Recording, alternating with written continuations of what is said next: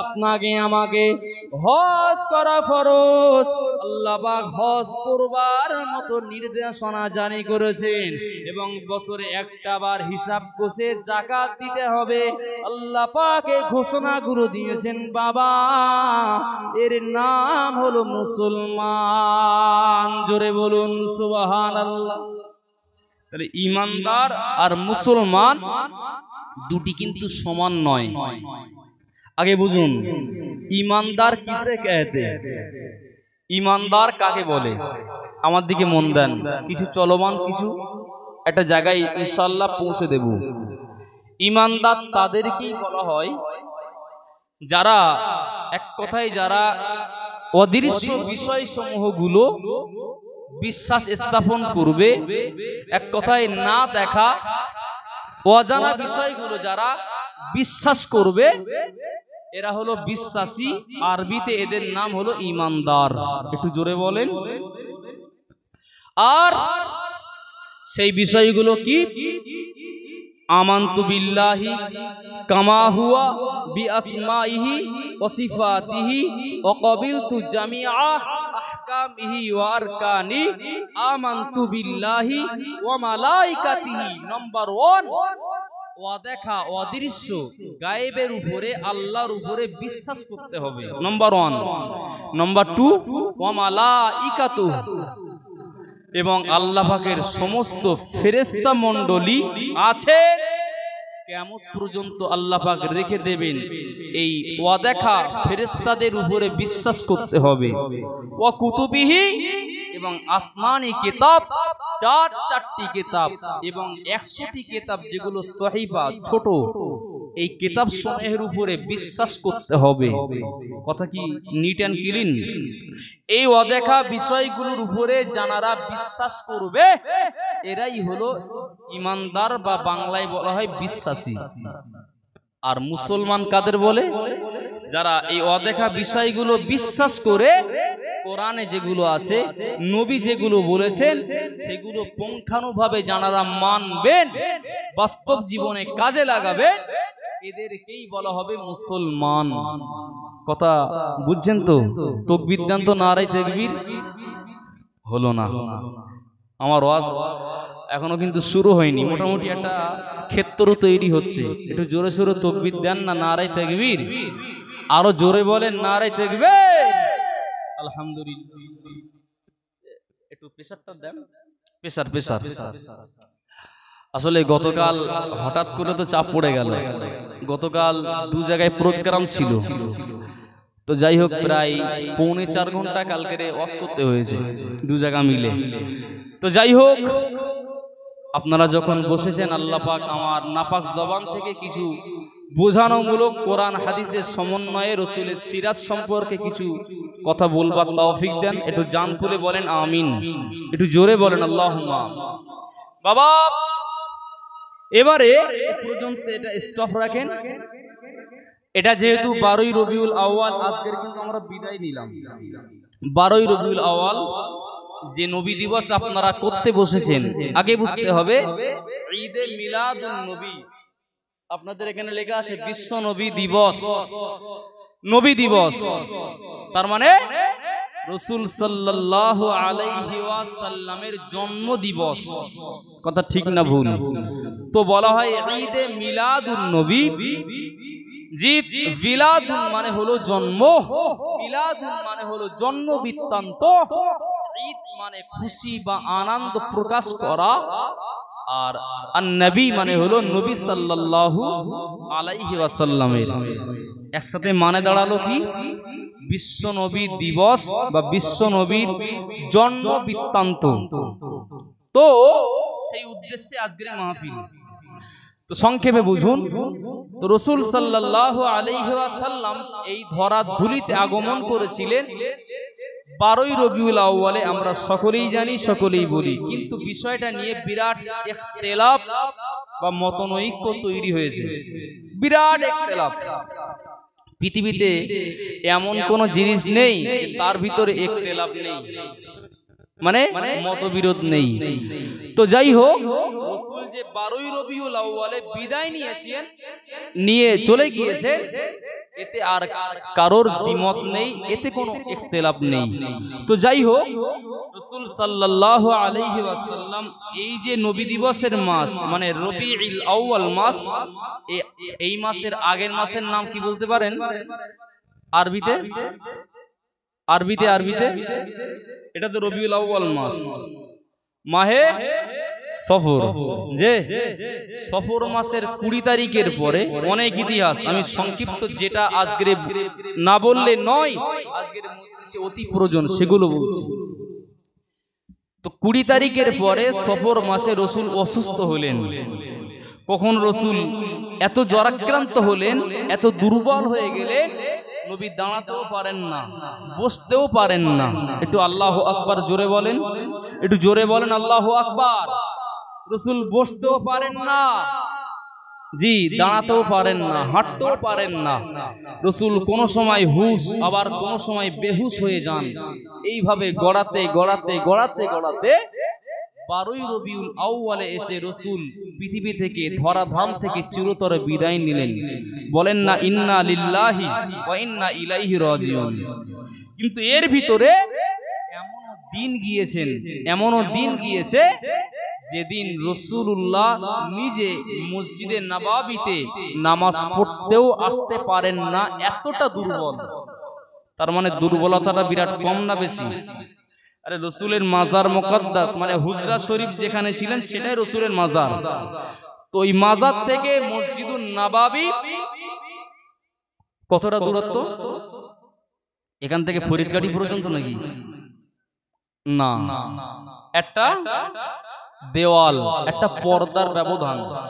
জি, তো রসুল এত অসুস্থ, জীবনে কোনোদিন এমনটি ঘটেনি রসুলের জীবনে।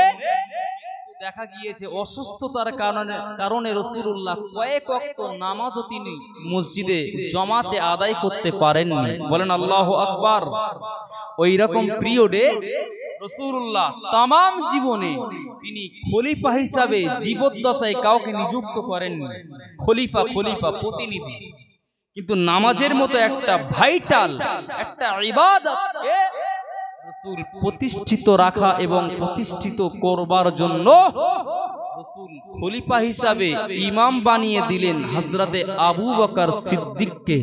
একটু জোরে বলবেন না? একটু জোরে বলেন। আমার সোনার মানিকেরা, জওয়ান যুবকেরা, মা বোনেরা, ও বেলগড়িয়া জওয়ানেরা, ও যুবকেরা, মায়েরা, বোনেরা, নবী আমার দিন দুনিয়ার বাদশাহ হাবিবুল্লাহ জনাবে মুহাম্মদুর রাসূলুল্লাহ সাল্লাল্লাহু আলাইহি ওয়াসাল্লাম নবী আমার ওই রকম পিরিয়ডে অসুস্থতার কারণে, দুর্বলতার কারণে নবী আমার মসজিদে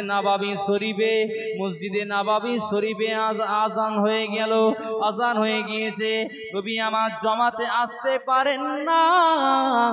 হযরতে বেলাল রাদিয়াল্লাহু তাআলা আনহু মসজিদে নববী শরীফে আজান হেঁকে দিয়েছেন বাবা। কিন্তু রাসূলের সাহাবীরা আল্লাহ নবীর পিছনে ইক্তেদা করবেন, মনে বড় তামান্না, মনে বড় আশা, আল্লাহ নবী ইমামতি করবেন। আর রাসূলের সাহাবারা, রাসূলের সোলজার, ওরা ওই সাহাবায়ে কেরামরা আল্লাহ নবীর পিছনে মুক্তাদি হিসাবে দাঁড়িয়ে যাবেন। কিন্তু না না না না, সাহাবীরা জমাতের সময় আধা ঘন্টা 1 ঘন্টা ওয়েট করে, কিন্তু নবীকে পাওয়া যায় না। ওই সময় সাহাবীরা আল্লাহর রাসূলের প্রিয় সাহাবী হযরতে বেলালকে পাঠিয়ে দিলেন, যা বিলালিন।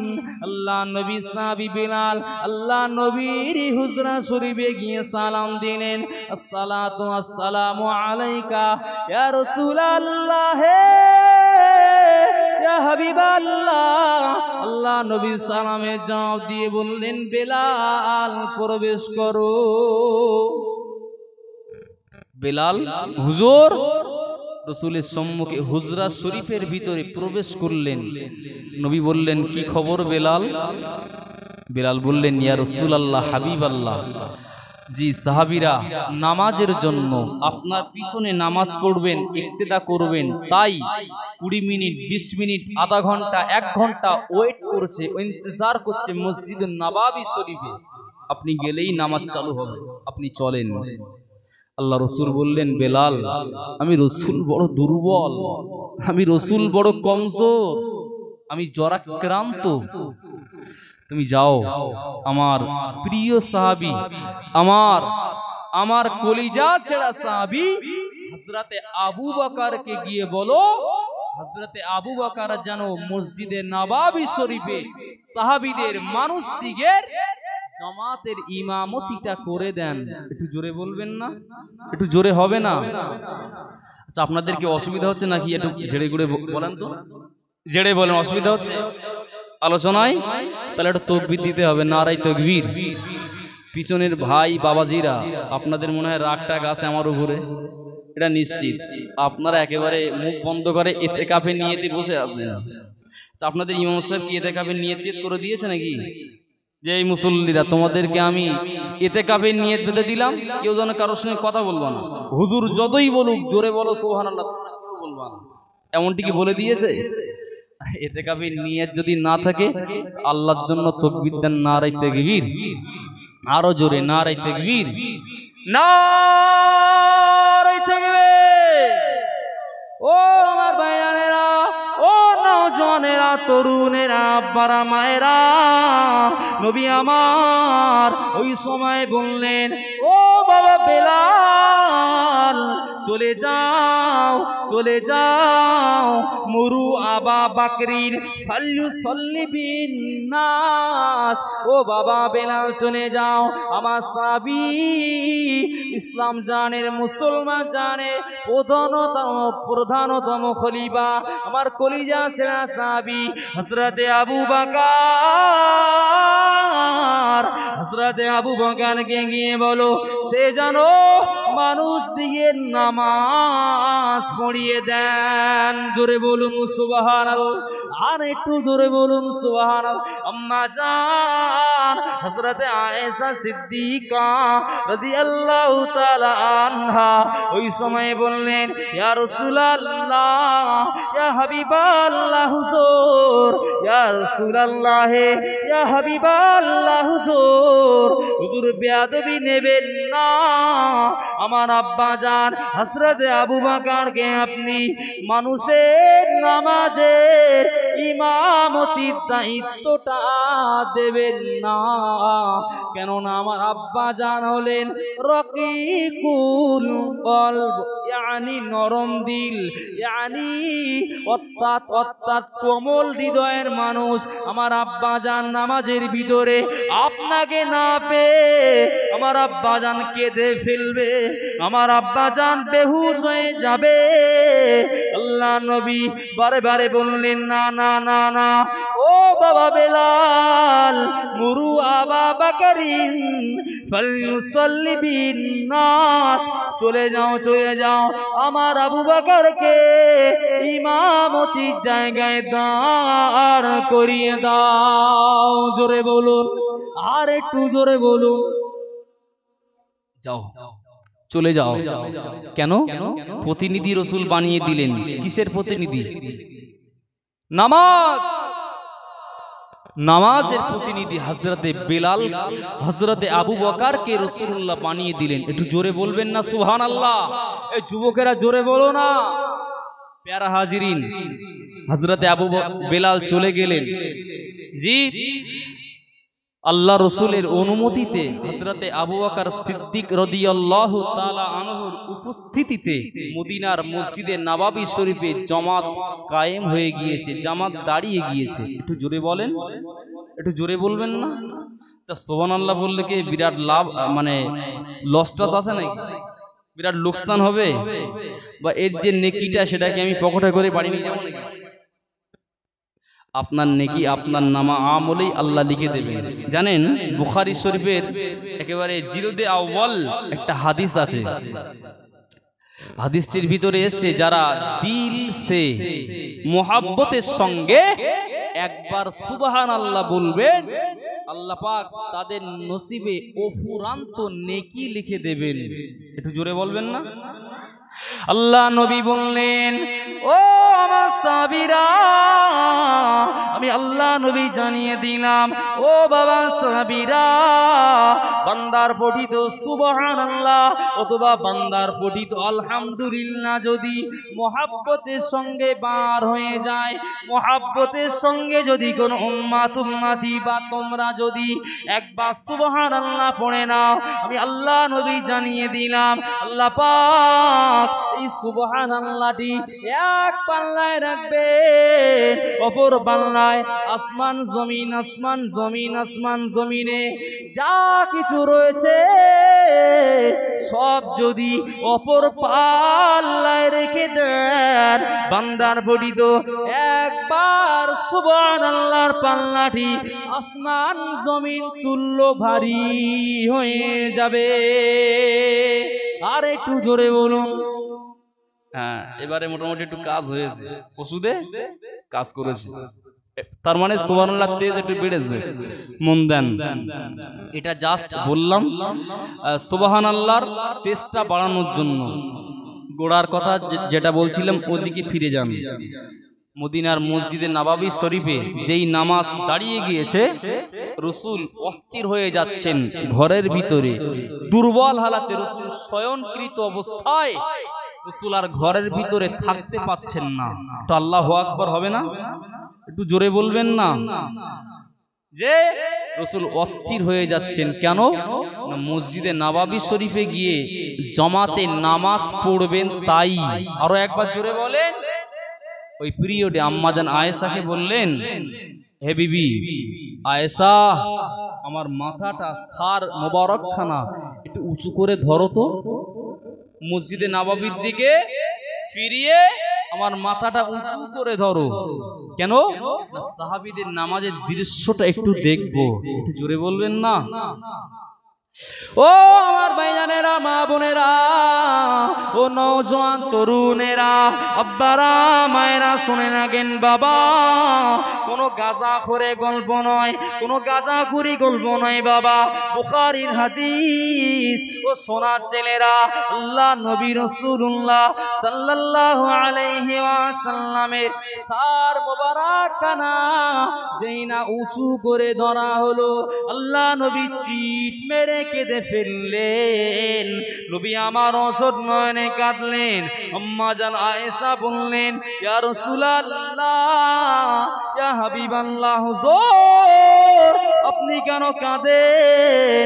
আপনার সাহাবীরা তো কোনো যাত্রার মজলিসে নয়, কোনো ড্যান্স হাঙ্গামার মজলিসে নয়, ইসলামের বিরুদ্ধাচরণের কোনো মজলিসে নয়। আপনার সাহাবীরা তো মসজিদে নামাজ আদায় করেছে, শুধু নামাজ নয় জামাতের সঙ্গে নামাজ আদায় করেছেন। আল্লাহ নবী ওই সময় বললেন, ও বিবি আয়েশা রে, এ কলিজার বিবি আয়েশা, আজকের আমার কান্নাটি আমার কোনো দুঃখের কান্না নয়, আজকের আমার চোখের পানি কোনো কষ্টের পানি নয়। আয়েশা, তুমি জানো না বিবি, এই নামাজকে প্রতিষ্ঠিত করার জন্য তায়েফের ময়দানে বহু রক্ত আমার দেহ মোবারক থেকে, বদন মোবারক থেকে ঝরে পড়েছে, কিন্তু না না না না না, আজকের আমার মেহনত সত্য সফল। আল্লাহ পাক আজকের আমি রাসূলুল্লাহ যেভাবে মসজিদে নববীতে নেই, যেভাবে সাহাবীরা নামাজের জামাত কায়েম করেছেন, কিয়ামত পর্যন্ত আমি রাসূলুল্লাহ থাকবো না। আমার অবর্তমানেও আমার উম্মতিরা পৃথিবীর মসজিদগুলোতে এইভাবে নামাজের জামাত চালিয়ে যাবে। আর একটু জোরে বলুন সুবহানাল্লাহ। তাকবীর দেন, নারায়ে তাকবীর। আরো জোরে বলেন, নারায়ে তাকবীর। ওয়াজ কিছু বোঝা যাচ্ছে বাবা?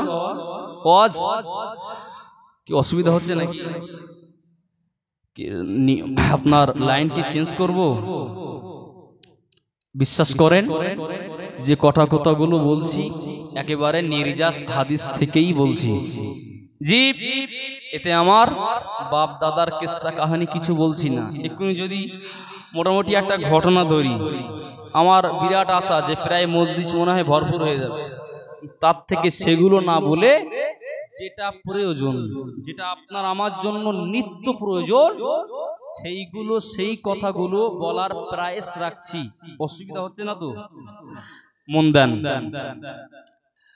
রাসূলুল্লাহ সাল্লাল্লাহু আলাইহি ওয়াসাল্লাম এরপরে এটা একটা বর্ণনা, অপর আরেকটি বর্ণনা এসেছে এমনও দিন গিয়েছেন রাসূলুল্লাহ মসজিদে যেতে পারেননি, কিন্তু সাহাবীরা নামাজ পড়ছেন হযরত আবু বকরের ইমামতিতে, পিছনে ইক্তেদা করে নামাজের জামাত চালিয়ে যাচ্ছে।